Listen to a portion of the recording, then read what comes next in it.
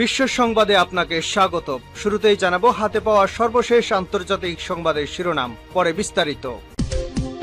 Israel ফিলিস্তিন পুরোদমে যুদ্ধ চলছে, আর এই যুদ্ধের সর্বশেষ আন্তর্জাতিক গুরুত্বপূর্ণ আপডেট সংবাদ জানিয়ে দিব। শুরুতেই শিরোনাম, আলহামদুলিল্লাহ, বৃষ্টির মতো রকেট নিক্ষেপ, হিজবুল্লাহর হামলার শীর্ষ পর্যায়ের ইহুদিবাদী সেনা কর্মকর্তা নিহত। এরপর জানিয়ে দিব আরবদের উচিত ইসরায়েলকে সন্ত্রাসী হিসেবে তালিকাভুক্ত করা, বলছেন হুথি। এরপর জানিয়ে দিব পশ্চিমাদের ধরাশয় করতে এবার চীন রাশিয়ার নতুন অস্ত্র। আর রয়েছে গুরুত্বপূর্ণ পাহাড়ি শহর রাশিয়ার দখলে, নতুন চ্যালেঞ্জের মুখে ইউক্রেন।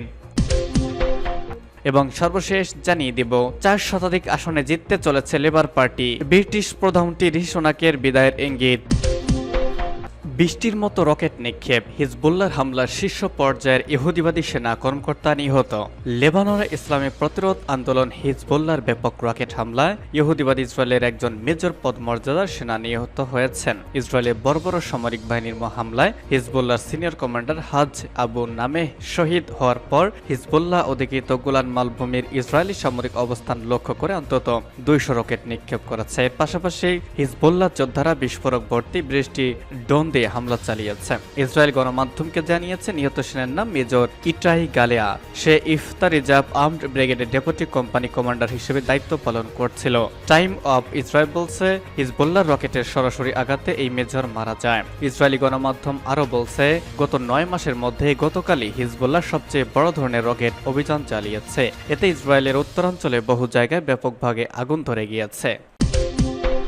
আরবদের উচিত ইসরায়েলকে সন্ত্রাসী হিসেবে তালিকাভুক্ত করা, বলছে হুথি। ইয়েমেনের হুথি আনসারুল্লাহ আন্দোলনের নেতা আব্দুল মালিক আল হুথি বলেছেন, দখলদার ইসরায়েল ফিলিস্তিনি জনগণের বিরুদ্ধে ভয়াবহ অপরাধযোগ্য চালালেও আরব দেশগুলো বর্ণবাদী এই শক্তিকে সন্ত্রাসী হিসেবে তালিকাভুক্ত করে না। তিনি আরও বলেছেন, মার্কিন প্রেসিডেন্ট নির্বাচনে যে 2 প্রার্থী প্রতিদ্বন্দ্বিতা করছেন তারা মূলত ইহুদিবাদী ইসরায়েলের প্রতি কে বেশি আনুগত্য দেখানোর প্রতিযোগিতায় নেমেছেন। গতকাল এক ভাষণে আনসারুল্লাহ আন্দোলনের নেতা আব্দুল মালিক আল হুথি এসব কথা বলেন। তিনি দাবি করেন আরব দেশগুলোর সন্ত্রাসী তালিকায় ইসরায়েলের নাম থাকতে হবে।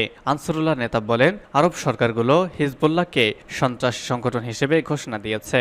আরব লীগও সংগঠনটিকে একইভাবে দেখে, কিন্তু এই সরকারগুলো ইহুদিবাদী শত্রুর ভয়ঙ্কর অপরাধ সত্ত্বেও তাদের সন্ত্রাসী তালিকায় অন্তর্ভুক্ত করে না। আব্দুল মালিক আল হুথি বলেন, গাজার প্রতি মনোযোগের অভাব হলো সবচেয়ে বিপজ্জনক সমস্যাগুলোর মধ্যে একটি, যা ইসরায়েল আরবদের সাথে তার সম্পর্কের ক্ষেত্রে ব্যবহার করে আসছে।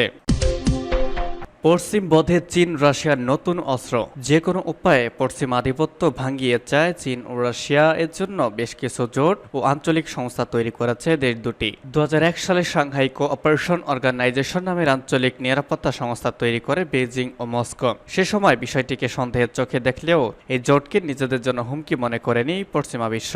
কিন্তু চলমান ইউক্রেন যুদ্ধের মধ্যেই এই জোটের সদস্য করা হয় পশ্চিমাদের সঙ্গে তিক্ত সম্পর্ক থাকা ইরানকে। ফলে একে ভূরাজনৈতিক আধিপত্য গড়া জোট হিসেবে দেখে আসছিল ইউরোপ, আমেরিকা ও তাদের ঘনিষ্ঠ মিত্ররা।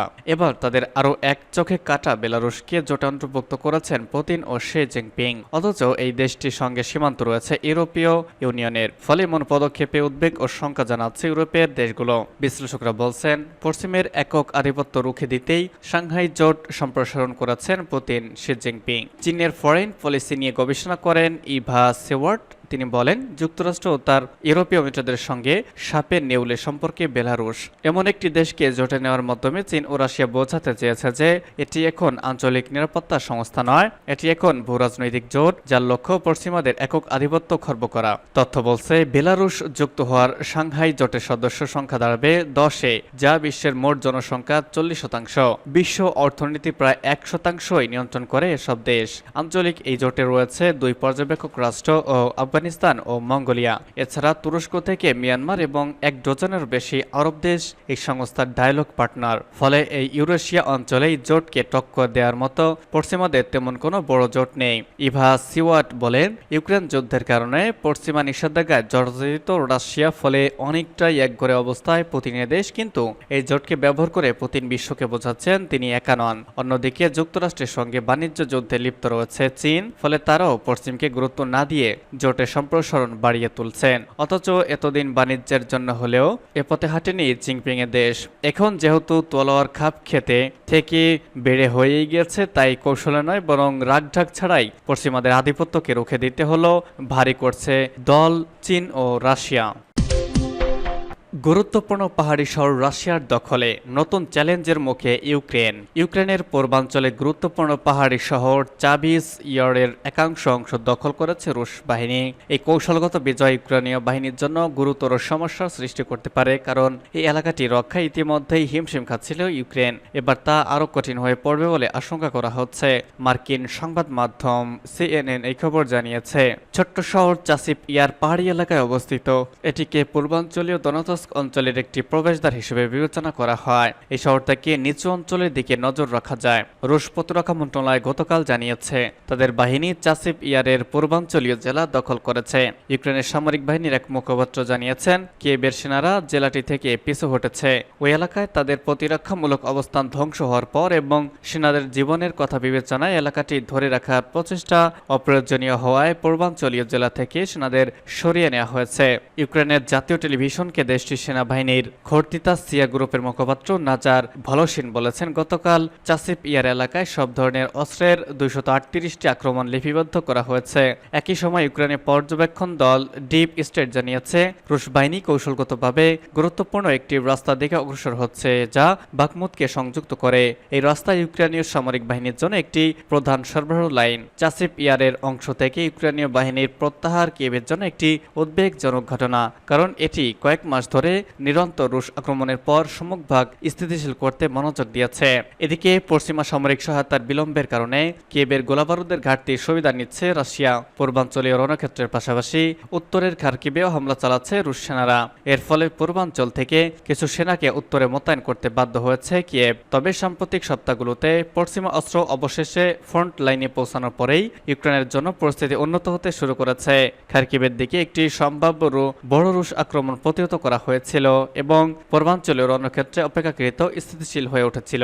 ইউক্রেন জোর দিয়ে বলছে তারা এখনও চাসিপ ইয়ারের পশ্চিম অংশ নিয়ন্ত্রণ করছে এবং পূর্ব অংশ থেকে সেনা প্রত্যাহারের একটি কৌশলগত সিদ্ধান্ত ছিল।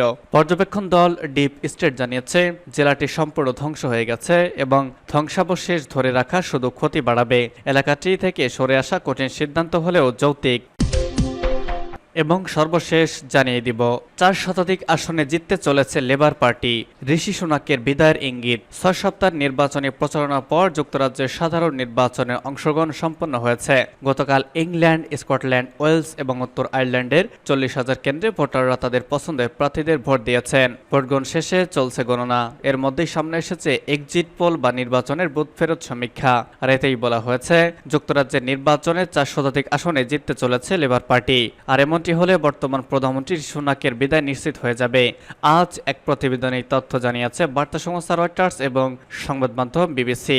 1945 সালের পর থেকে যুক্তরাজ্যে প্রথমবারের মতো জুলাই মাসে অনুষ্ঠিত হচ্ছে সাধারণ নির্বাচন। গতকাল লন্ডনের স্থানীয় সময় সকাল 7টা থেকে রাত 10টা পর্যন্ত ভোটগ্রহণ অনুষ্ঠিত হয়েছে। হাউস অব কমন্সের 650 সদস্যকে নির্বাচনের জন্য প্রায় 4,60,00,000 ভোটার রয়েছে। প্রতিটি জায়গায় ফলাফল রাতে এবং আজ সকালে ঘোষণা করা হয়েছে। সরকার গঠনের জন্য রাজনৈতিক দলগুলোকে অর্ধেকের বেশি অর্থাৎ অন্তত 326টি আসনে জয় পেতে হবে। নিয়ম মাফিক পরবর্তী সাধারণ নির্বাচন 2025 সালের জানুয়ারির মধ্যে অনুষ্ঠিত হওয়ার কথা ছিল। অনেকে আগামী শরতে তথা অক্টোবর মাসে নির্বাচন হতে পারে এমন অনুমান করলেও বাস্তবে তা হয়নি। আর প্রত্যাশিত সময়ের আগেই অনুষ্ঠিত এই নির্বাচনে কনজারভেটিভদের ঐতিহাসিক পরাজয় হতে চলেছে বলে পূর্বাভাস দেওয়া হয়েছে বুথ ফেরত সমীক্ষায়। এর মাধ্যমে ব্রিটেনের মসনদ থেকে 14 বছর পর সরতে চলেছে ডানপন্থী কনজারভেটিভ পার্টি ঋষি সুনাকের দল। অবশ্য বুথ ফেরত সমীক্ষার ফল সবসময় লেগে না এবং মেলেও না, তবে কখনো কখনো তা মিলেও যায়। ব্রিটেনের নির্বাচনের বুথ ফেরত সমীক্ষা বলছে ব্রিটেনের পরবর্তী প্রধানমন্ত্রী হতে চলেছেন বামপন্থী লেবার পার্টির নেতা কিয়ার স্টারমার। গতকাল ভোটগ্রহণ শেষ হওয়ার পর এক্সিট পোলগুলো জানিয়েছে 650 আসনের ব্রিটিশ পার্লামেন্টে 410টি আসন জিততে চলেছে লেবার পার্টি। অন্যদিকে সুনাকের কনজারভেটিভ পার্টি আটকে যেতে পারে মাত্র 131টি আসনেই।